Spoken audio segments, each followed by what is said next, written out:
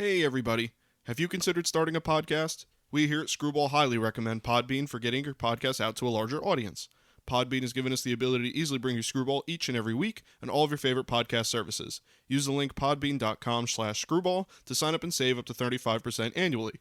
You can also use the link podbean.com/pro/screwball to sign up for a business subscription. Happy podcasting. Hey everybody, welcome back to Screwball, a baseball podcast, your home for everything baseball. I'm your host Mike Lepre, here with my co-host Frank White. Hey, how's it going?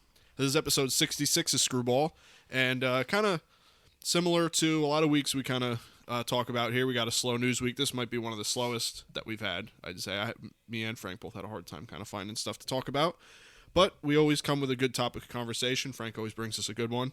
So the topic this week regards pitchers, and are pitchers, or should pitchers be allowed to win MVPs? I believe that's how Frank presented it to me. So like we usually do, I'll let Frank kind of lead this off and kind of take the conversation the direction he kind of had in his head, and we'll go from there. So yeah, so what do you think with this topic? Yeah, so I think this is a good topic, mainly because we've seen it's the new age, or the year of the pitcher 2.0. We've seen with Bob Gibson in the past, and that goes with DeGrom and his ERA through 10 starts, and the comparisons to Bob Gibson and Louis Tion and stuff like that. So I wanted to bring up, pitchers being MVP, because a lot of people think that DeGrom should be MVP, and I think the answer really to that is no. Pitcher should never win MVP, unless the pitcher's pitching 100 games. It's as simple as that. I don't care if let's say he has 35 starts, right? Mm-hmm. He's playing in 35 games. That doesn't even qualify you as a position player for anything. And he could be 20-5. Okay, you won 20 games. You lost your 5. Also, to break it down, to make it even simpler, a pitcher could actually never win you a game. And think about it this way. He could never give up a run. If you never score a run, he's never going to win you a game. Especially in the AL, So the where pitcher, he don't bat. the pitcher could pitch 15 innings. If you don't score a run, he literally did nothing. Well, he kept us in the game. Well, there's no stat for keeping you in the game. It's either you win the game or you lose the game. There's not hockey where you get points for tying. So, sure, he could pitch great, but if you don't score, then the pitchers can't really win you a game. It's just getting you innings at that point. So thanks for keeping it close. Goodbye. Someone's got to score for you. He only pitches once every 5 days, or 6 days even. So yeah, you can have great years, but it's just you don't play enough games. You take a pitcher off. Let's say DeGrom got hurt for 2 months for the Mets. Sure, that sucks. What's he missing? 10 starts. That's it. And the replacement comes in, you end up winning 4 of them games. If he's there, you win 7. Right. You're missing now if you're the Mets, you're missing Alonso. Let's keep with the Mets. You're missing Alonso for 2 months. That's 55 games. The guy comes in, the backup, let's say he doesn't do that great. He's just an average guy. You win a couple of games. If he's there, you win 3, 4, 5 more games. Makes a bigger difference. You're missing 60 games. This guy, if you miss 60 games as a pitcher, you miss 2 years.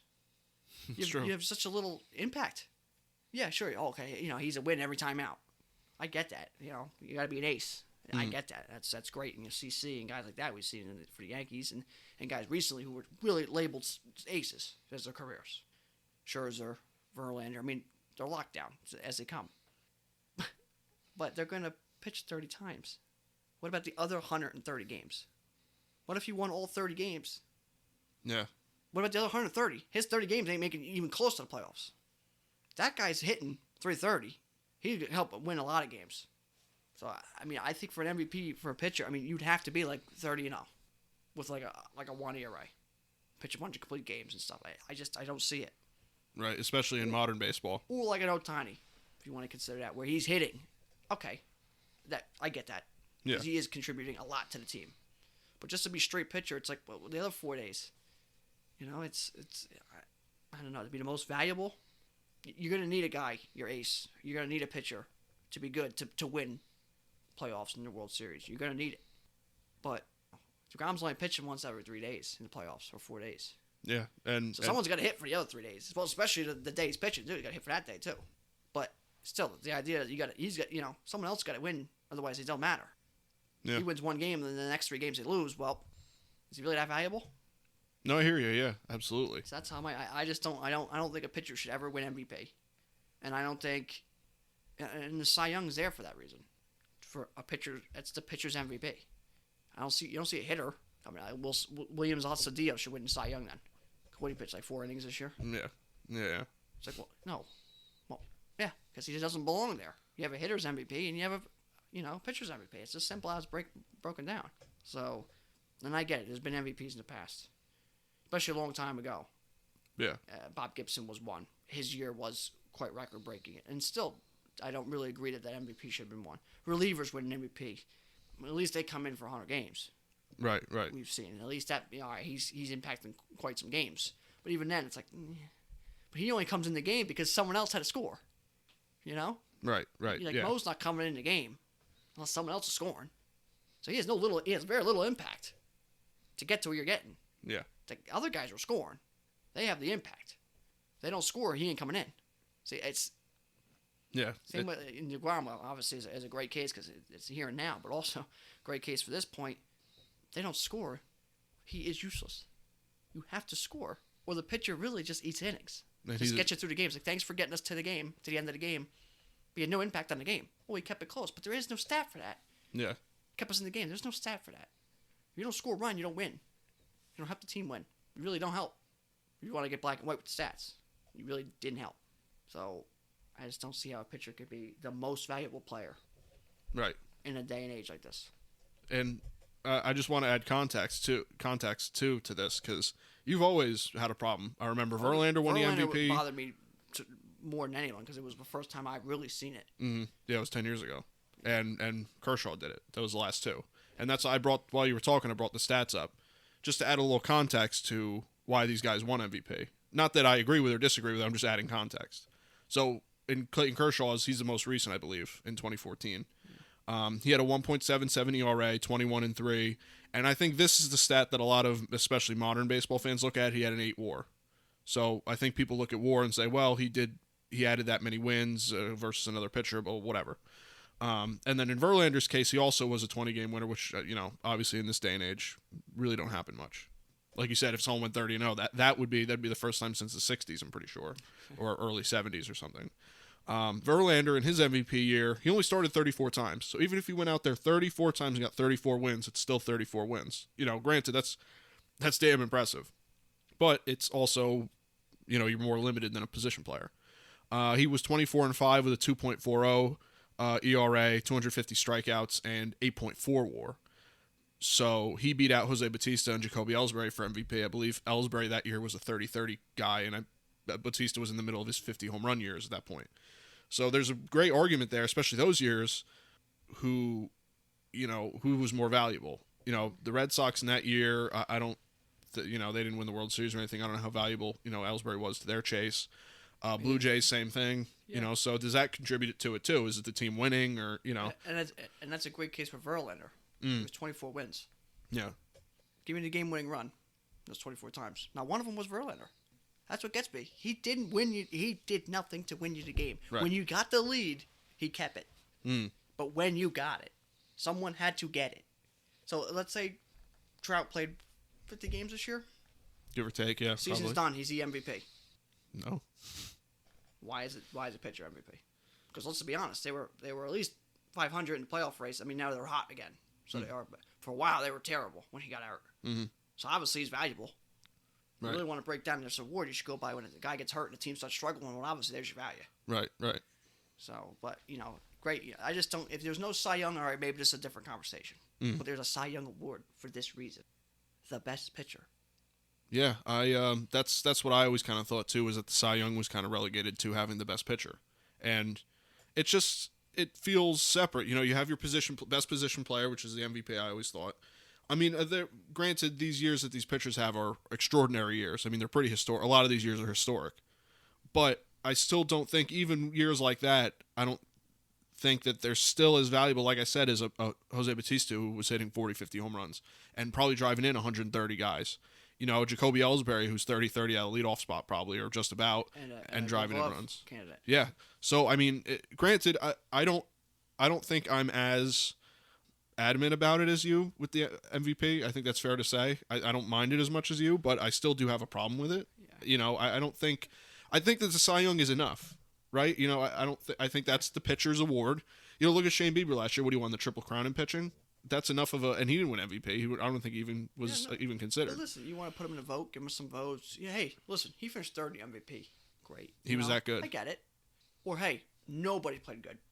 Yeah. It's like the dead ball era. You got a guy batting, 200 with like one home run. All right. Things like that come up, I guess.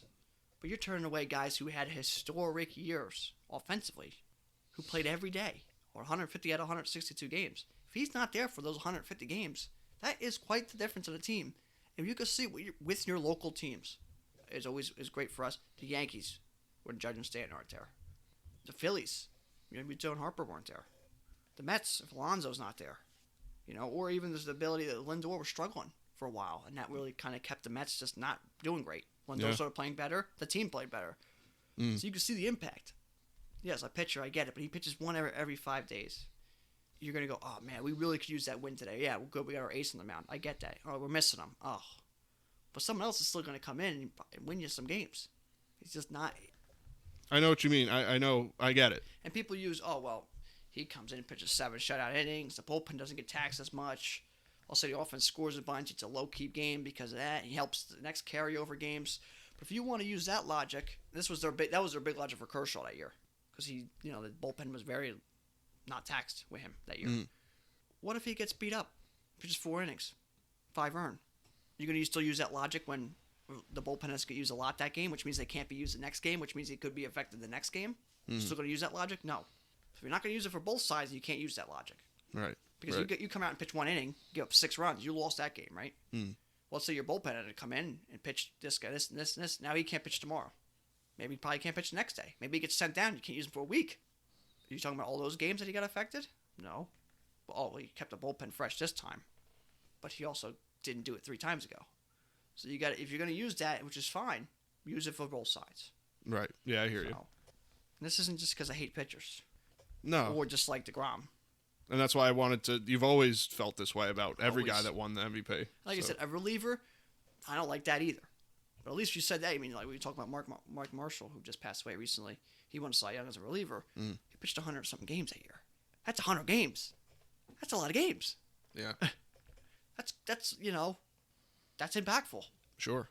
So 34 games, 35 games, 36 games. I mean, yeah. That's just it's not even a third of the season, really. It's a month of the season. Yeah. You just don't see it being an MVP, most valuable player, being that important to your team. I get it, their importance. It's just position players they're there every day. And that one hit leads to that guy getting a double, to lead you scoring a run. It's just, you can go on and dig into it.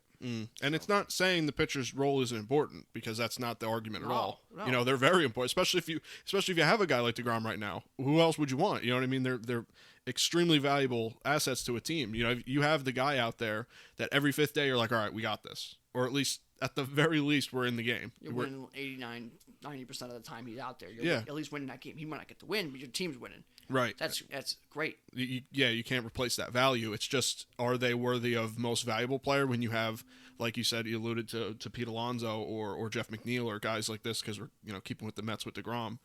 You have guys like that day in and day out, grinding out at bats, playing innings in the field. Yeah. And a pitcher obviously has his own feeling too, but he's not ranging 150 feet to go chase a ball down. No. In the outfield, or he's not making a dive and play for a double play. Well, most likely, he's getting a comeback or a field a bunt or something like that, go back it up third base and stuff like that.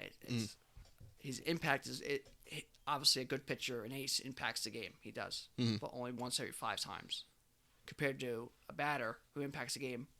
He has 4 or 5 at bats. Yeah, 1 out of every 5. He's getting at bat 4 or 5 at bats a game. Yeah, and a play in the field. While a pitcher's getting 1 out of every 5 games and maybe a play or 2 in the field.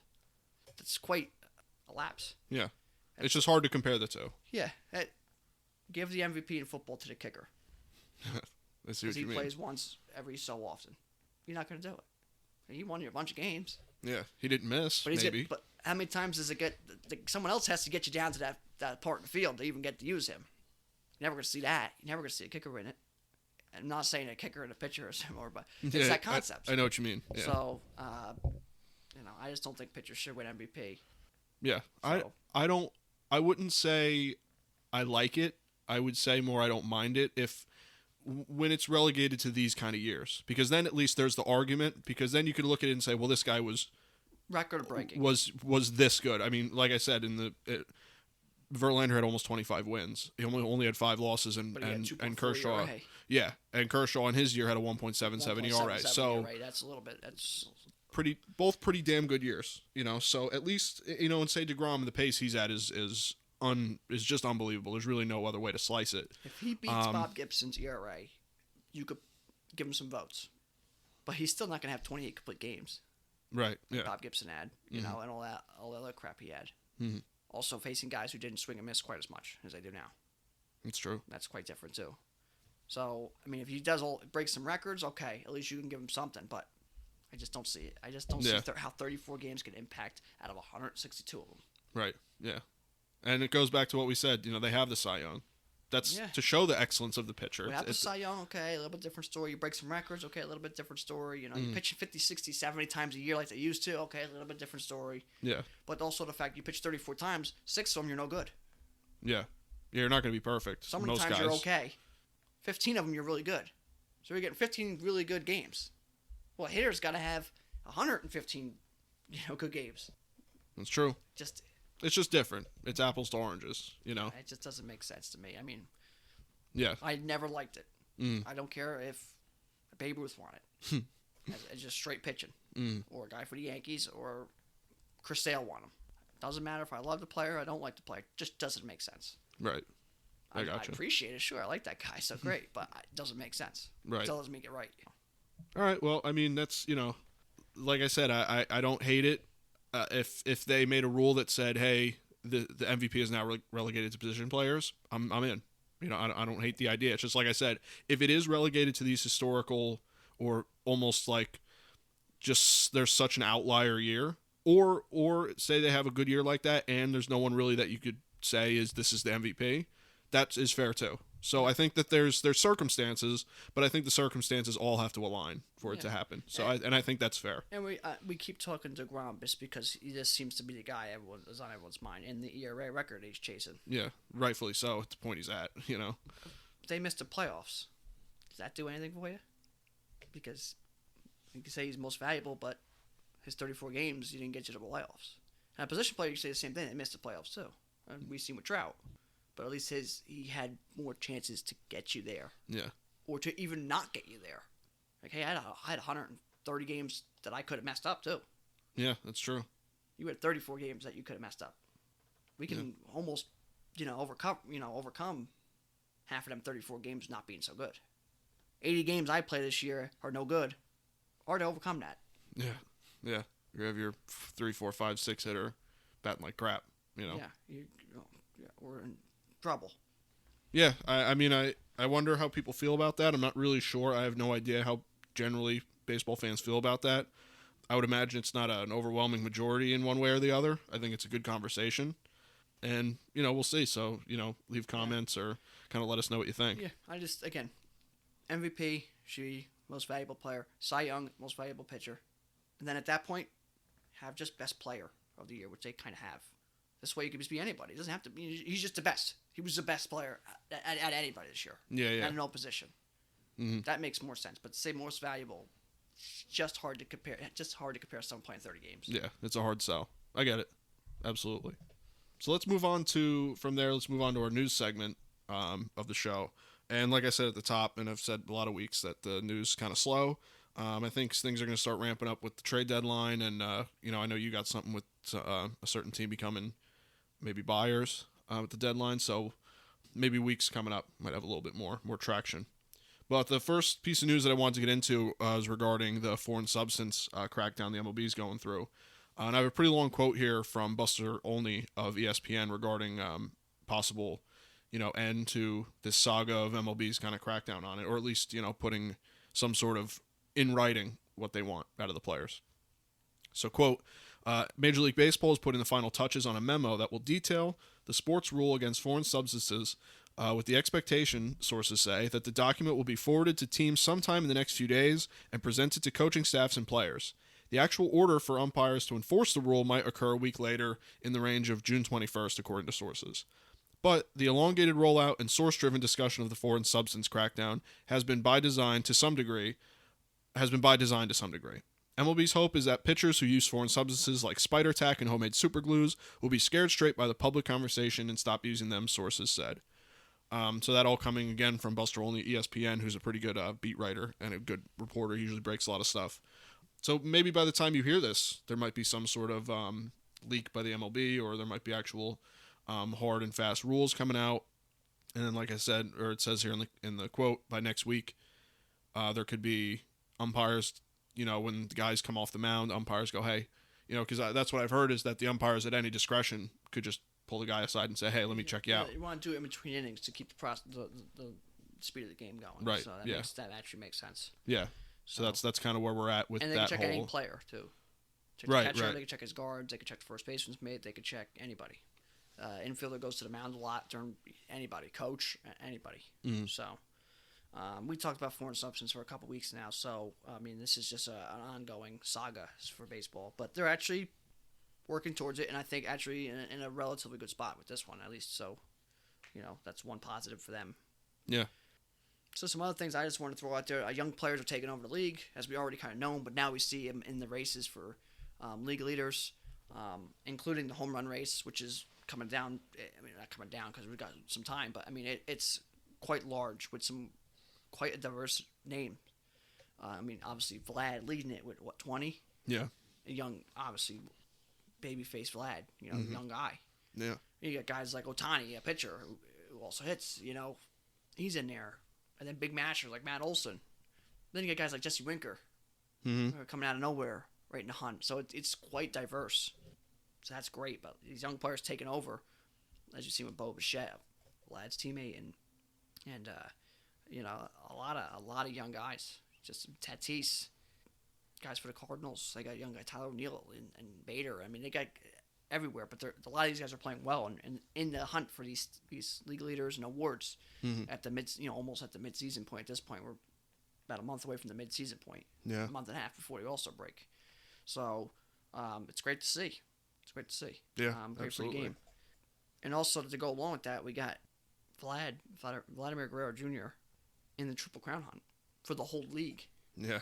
Not just the AL or NL, for the whole league. Because I believe he is leading the whole league in home runs, as we just said. He's leading the whole league in RBIs.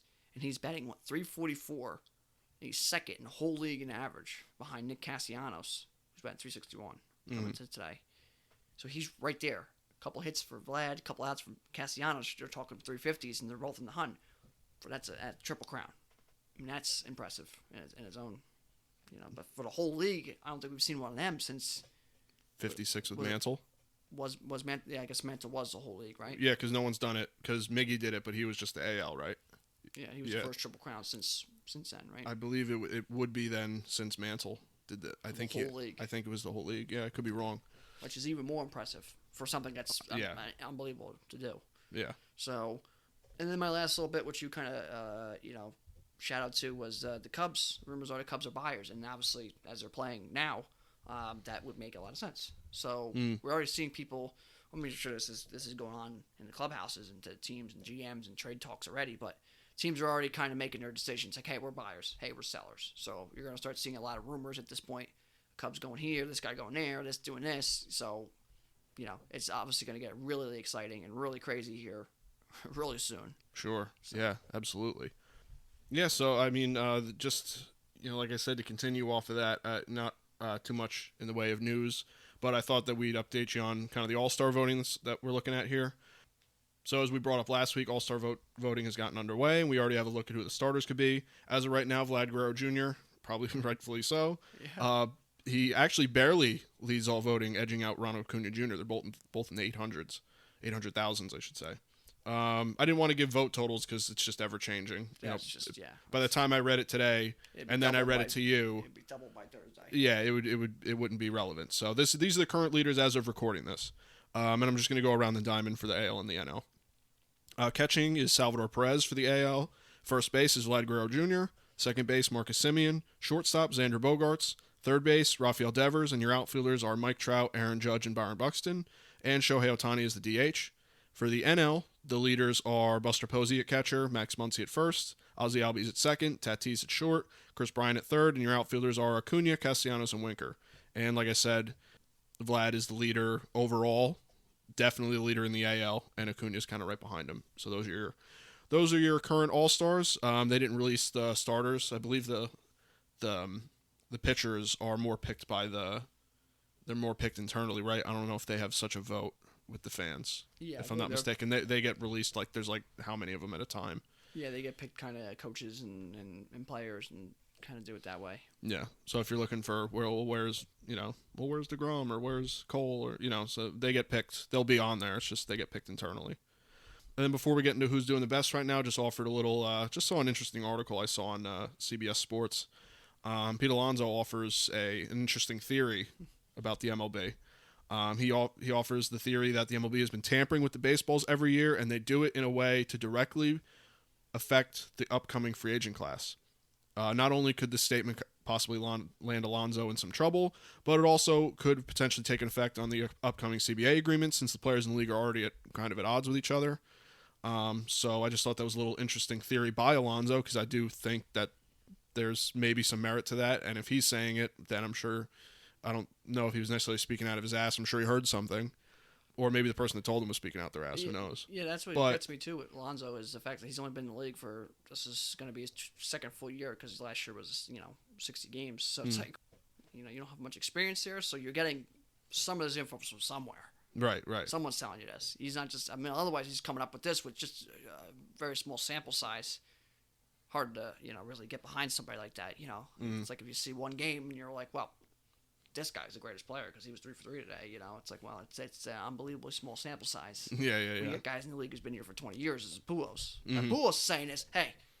Yeah, you got to listen. Yeah, he's been doing it for 20 years. He's seen, a whole age of the whole game change multiple times. Right. That would make more sense. Alonso's been here this is his third year, and 1 year was 60 games, which is, you can't really credit that with anything because the rules were different. Even this year, start the year, really was hard to really go along with. So 2019 was this real full year of like, actually, this is normal. So it's it's interesting, but we got to see where that kind of came from. Yeah, see what he means by that, and see if the CBA agreements if we do see a little bit of, not that had a direct impact on it, but that kind of talk from the players and from the league makes an effect on the CBA agreement. So it's an interesting theory to kind of hold. And then finally, to wrap it up, who's doing the best right now? The Rays currently hold the best record in the league at 42-24, with the White Sox right behind them at 41-24. Over in the NL, the Giants hold the best record in the league at 40-25, with the Dodgers right behind them at 39-26.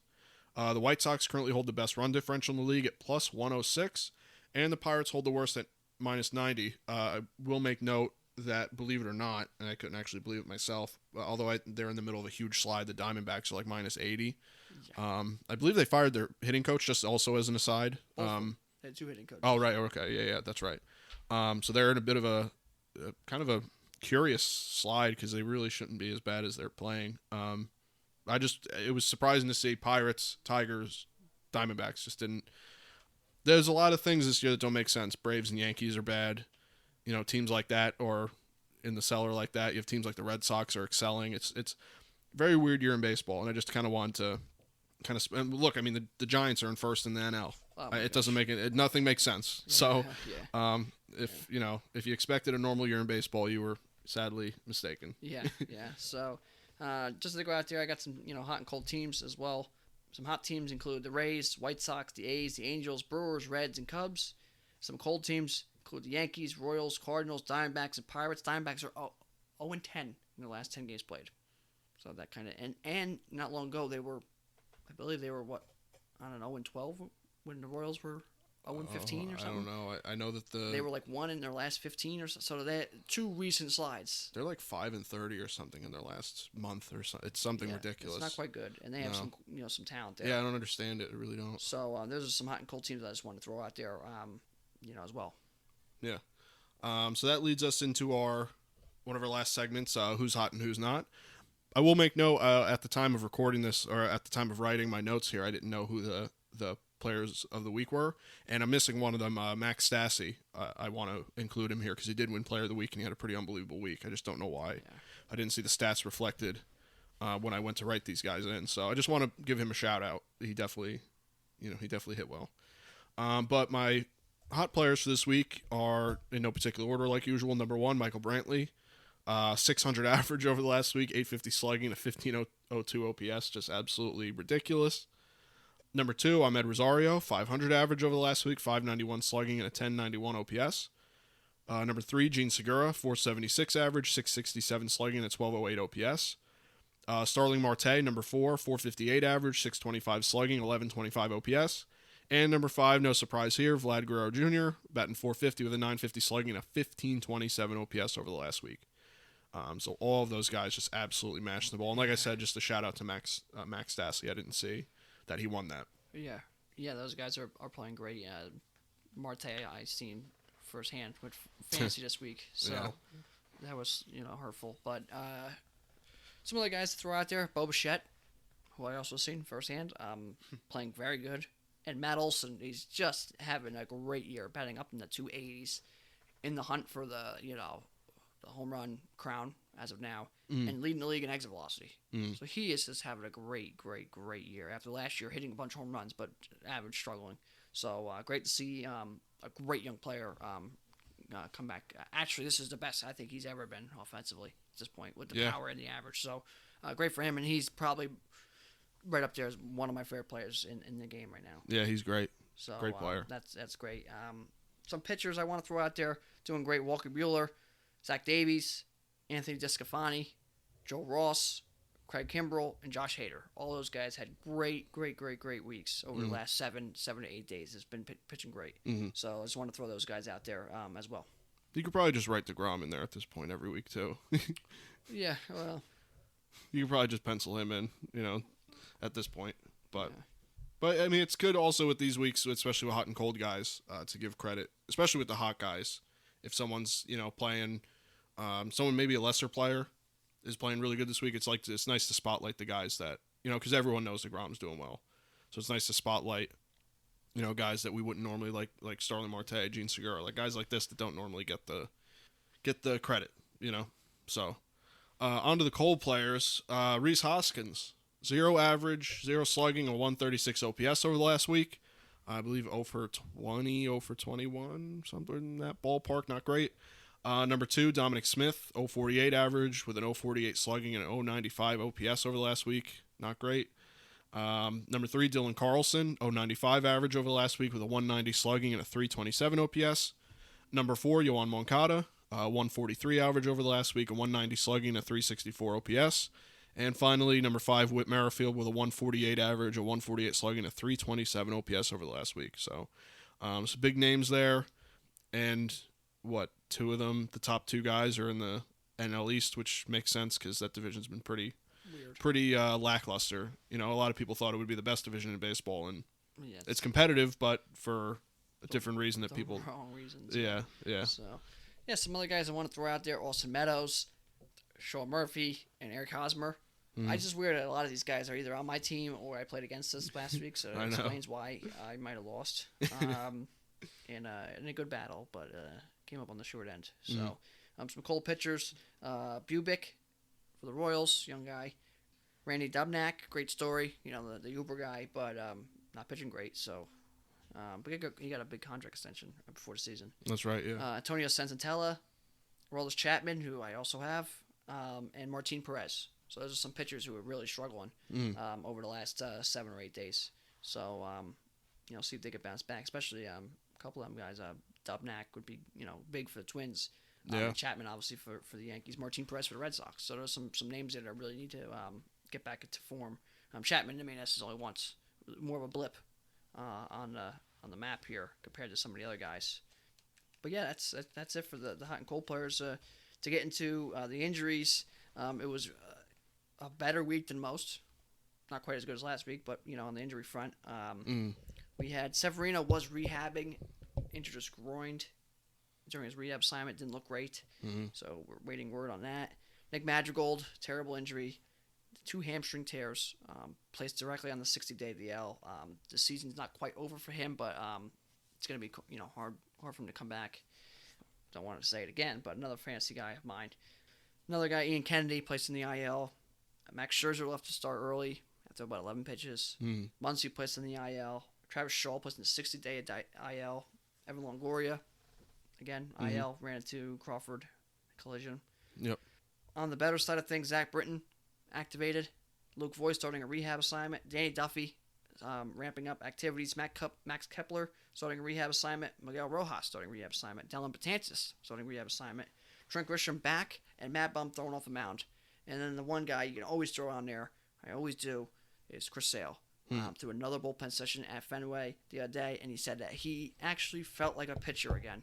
And the Cora and some of the scouts and some of the players around said that he looked great. They don't want to get their expectations up too high, but he looked great. Right. So that would be huge for obviously for them in their chase, but also for the game because he's a great pitcher. Yeah. And does it a little bit different than the other guys. So Sure. Yeah, and for a team with like the Red Sox, we're just hitting the crap out of the ball. You get another guy in there you get the ace that back. can. Yeah, I mean, it's going to be really good for them. Say we like pitchers. Yeah. So We like them. yeah. So So to get to the last part, our trivia question, and it goes along with some of the stuff we talked about with the home run chases, obviously, and some of the young players. Mm-hmm. So the trivia question is, who is the youngest home run champ in MLB history? So either led the AL, NL, or both leagues. So who is the youngest home run champ? Mike was close, and then he finally kind of locked down, just couldn't quite get the name right. And he'll probably be able to pronounce it better than I can. But the answer is in 1965, Tony Conigliaro. I believe is how you say it. Yeah. Yeah. He for the Red Sox, he was 20 years old, 269 days old when he led the league in home runs. He led the AL in home runs with 32 that year. And the backstory with him is he was great for a very short period. Second highest home runs before he turned 20 behind Mel Ott, who he's like that's the standard. For under 20, he's like, oh, okay, he was the best teenager ever. His career was cut short, derailed when he was hit in the eye in 1967. 1967 was going somewhere for the Red Sox season. Yeah. And that really derailed that season for them and derailed his career. He missed the next season, came back, was not the same player, played another year after that, and then I believe he took like 4 or 5 years off, tried to make another comeback after that, and just was not the same. So he was a very short career for a guy who was just had something there. Could have been Hall of Famer. Yeah. And maybe helped the Red Sox break the curse earlier. But yeah, so the youngest home run champ ever, 1965, Tony Conigliaro. So there you go. He was 20 years old and 269 days old. 32. Yeah. Red Sox fans are probably very familiar with that story, especially old school Red Sox fans. He was supposed to be amazing. Like they wanted him to be like the next Ted Williams. I can only imagine him and Yaz in the lineup together.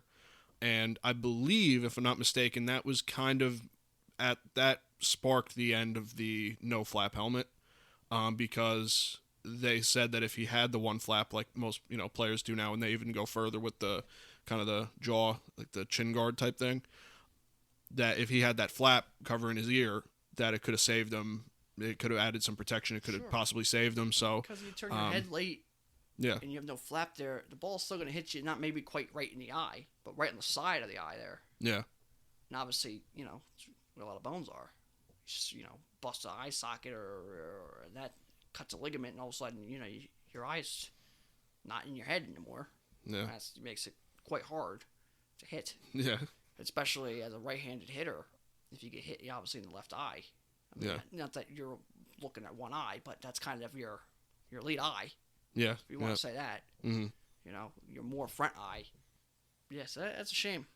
That's the trivia question, though. So. Yeah, it's a good one. I wonder how many. I don't know how many people really. I think a lot of people know that story to some degree, or at least have heard of it. A Red Sox guy that came up and kind of had his career cut short. But yeah, I know. I'm almost positive a lot of Red Sox fans are very familiar with that story because it's a great what could have been story in baseball.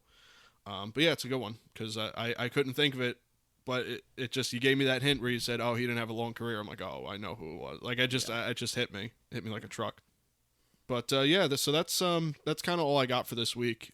Just again, really slow news weeks really kind of hitting us. So it's always good we have our topic of conversation to really kind of drive the episode here and drive our conversation. So regardless of what the news is like, we'll still come with some sort of topic, and we'll be able to talk baseball. So, like I said, that's kind of all I got though for this week. I don't know what you got. Yeah, I mean that's pretty much it. The only thing I want to throw out there is one this weekend is Father's Day. Yep. So that's always one of those baseball holidays where you get to hear some stories and dad's at the ballpark and stuff like that. So that's always great. So happy Father's Day to everyone, early Father's Day to everybody, and enjoy the games. Also, it's actually my dad's birthday tomorrow. Oh. So it's happy birthday to him. So his birthday is always right before Father's Day, or sometimes on Father's Day. Matters how it goes. This year it's before, but yeah. So Dad's birthday is tomorrow. Father's Day this weekend. So hopefully everybody can enjoy that. Yeah. And yeah, we're starting to come into the dog days here, All-Star break and trade deadline and stuff like that. So the news weeks are going to speed up, and yeah, we got a lot of things going on in the front offices of baseball, but also on the field. Yeah, and at this point in the season, you kind of really know where everyone's at. The law of averages start to kind of come into play. And if you had a bad April or maybe you leaked into May, your team, it starts now where you really see who's the good teams, who's the bad teams. And, that could last the rest of the year. Or who knows, maybe you kind of go into there's very famous second half stories in baseball. So never say never, but this is this is do or die, really. This is the point. It's kind of do or die. Yeah. Teams start making decisions. Are we buyers or are we sellers? It's now. Yep. So it's time to go and time to make some decisions. Obviously those decisions can change the landscape of the league this year, this season, but also years to come.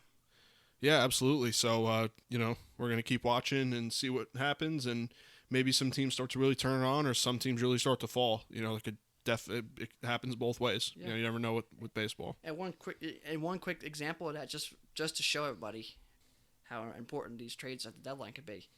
Fernando Tatis was traded from the White Sox to the Padres for James Shields. James Shields having an over 5-year rate for the White Sox and did nothing for them. Really helped them do nothing. Quite literally. And Tatis is now at the Padres. So you can see how these games and these trades at this point could really, really impact the league and for years to come. Yeah. So that's obviously one of our biggest stars in baseball, traded for James Shields on the back end of his career, who helped the White Sox. Didn't help the White Sox really at that point. So good point. It's look out for some of these names, and there's some big names getting thrown around.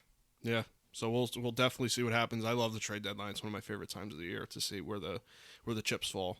So it's always that'll the be biggest cool. deadline. Yeah, absolutely. No other sport quite gets the deadline like that, where people are just going nuts. Yeah, it's like the MLB's version of like the NFL draft. There's no draft quite like the NFL's. There's no trade deadline like the MLB's. Yeah, or NFL free agency. Yeah. Once that opens and the tampering period opens, I mean that goes nuts. Yeah, baseball that leaks all over the place, but that's true. Yeah, but baseball's trade deadline is crazy. Anything can happen.